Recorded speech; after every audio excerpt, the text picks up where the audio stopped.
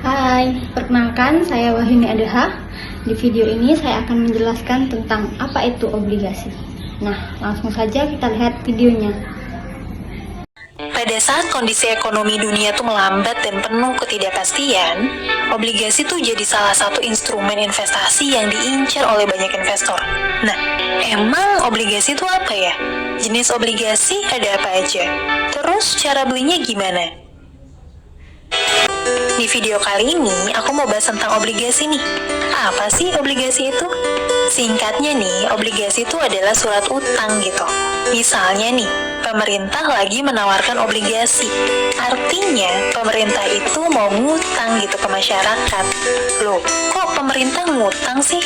Gini, ada kalanya nih, pendapatan negara dari pajak, non-pajak, ataupun hibah tuh nggak cukup gitu buat membiayai belanja negara. Nah, saat itu terjadi nih, negara tuh bisa menghimpun kekurangan dana tersebut dari masyarakat dengan cara menawarkan surat utang atau obligasi. Masyarakat yang aku maksud di sini tuh nggak cuma perseorangan kayak kita aja ya, tapi juga termasuk institusi nih. Jadi yang bisa beli obligasi yang dikeluarin pemerintah tuh ya kita sebagai masyarakat perseorangan sampai perusahaan-perusahaan gitu, kayak perusahaan aset manajemen atau perusahaan asuransi. Umumnya nih, pemerintah tuh nawarin obligasi beberapa kali dalam 1 tahun. Masa jatuh tempo ini tuh beda-beda ya, mulai dari beberapa tahun sampai puluhan tahun. Imbal hasil yang ditawarin juga beda-beda gitu, tergantung masa jatuh tempo dan suku bunga Bank Indonesia saat obligasi tersebut ditawarin. Umumnya nih, return yang bisa kita dapat dari obligasi itu sekitar 5-8% per tahun. Misalnya nih, bulan Januari 2020 lalu, pemerintah tuh ngeluarin obligasi nih, buat kebutuhan belanja APBN 2020. Nah, saat beli obligasi tersebut, kita tuh udah dapat kepastian nih, kalau jatuh temponya itu tanggal 10 Februari 2022, dan imbal hasilnya tuh 6,3% per tahun.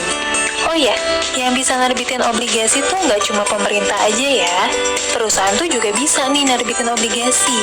Artinya, pemerintah dan perusahaan tuh sama-sama bisa ngutang gitu ke masyarakat. Misalnya nih, ada perusahaan yang lagi butuh uang nih sekian triliun buat ekspansi bisnisnya. Nah, salah satu opsi pendanaan yang bisa dilakuin perusahaan tersebut tuh adalah dengan mengeluarkan obligasi. Sekarang, kita akan bahas nih, apa aja sih jenis SBN atau obligasi yang diterbitin pemerintah? Nah, ada 4 jenis SBN nih yang biasanya diterbitin sama pemerintah. Ada Saving Bond Retail atau SBR, Obligasi Retail Indonesia atau ORI, Sukuk Tabungan atau ST, dan Sukuk Negara Retail atau SUKRI. Apa aja sih bedanya? Nah, aku akan coba jelasin nih berdasarkan kategorisasinya ya. Kategori pertama itu berdasarkan jenis SBN. Nah, SBN ini sendiri ada 2 jenis nih. Ada yang konvensional dan ada juga yang syariah. SBR dan ORI itu ada di kategori konvensional nih.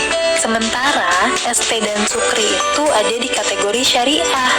Singkatnya nih, ST dan SUKRI itu dikelola sesuai dengan prinsip-prinsip syariah gitu.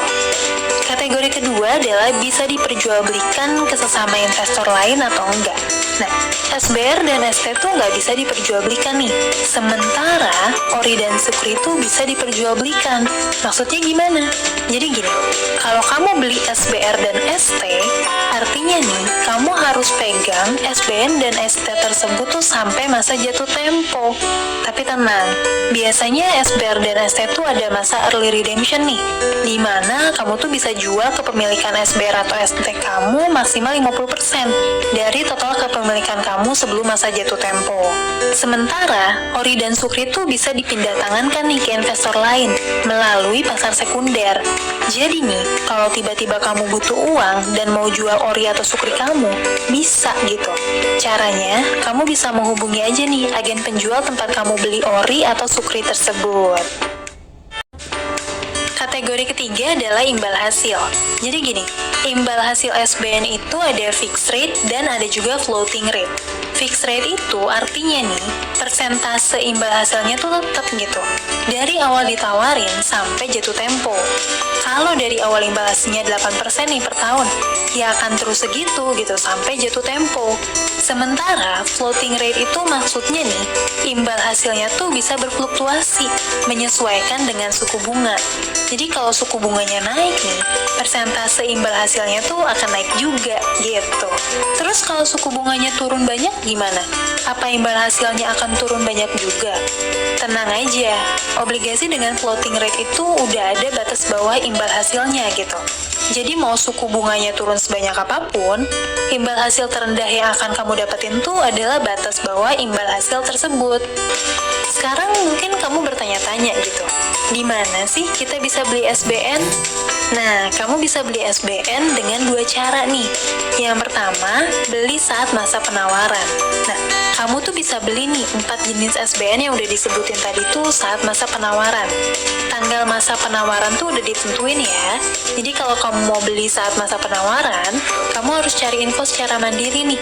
SBN apa sih yang lagi ditawarin sama pemerintah dan kapan masa penawarannya? Untuk lokasi belinya, kamu bisa beli SBN di mitra distribusi atau agen penjual yang bersangkutan. Mitra distribusinya tuh biasanya bank, sekuritas, atau fintech kayak Bareksa gitu. Untuk tahu nih apa aja mitra distribusinya, kamu bisa langsung nih cek di website Kemenke. Misalnya nih, untuk SBR 009, mitra distribusinya tuh ada OCBC NISP, DBS, Bahana Sekuritas, dan masih banyak lagi. Nah, kira-kira begitulah penjelasan tentang obligasi. Semoga setelah menonton video ini teman-teman dapat mengerti apa itu obligasi. Terima kasih.